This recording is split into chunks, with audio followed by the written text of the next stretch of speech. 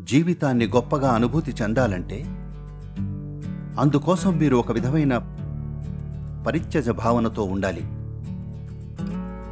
అంటే దానర్థం మీ పర్సనాలిటీ ఏదైతే ఉందో దాన్ని పక్కన పెట్టగలగాలి. ఆపై పూర్తి నిమగ్నతతో ఏదైనా చేయగలగాలి. పాడు, ఆడు, నవ్వు, ఏడ్చు, మీకు ఏది నచ్చితే అది చెయ్యండి. కానీ మధ్యలో మీరు అడ్డంకిగా ఉండనిది ఏదో ఒకటి చెయ్యండి.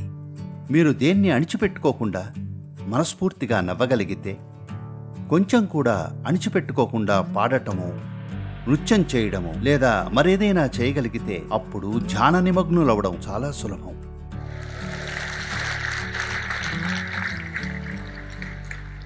So this is a movement from constipation to consciousness.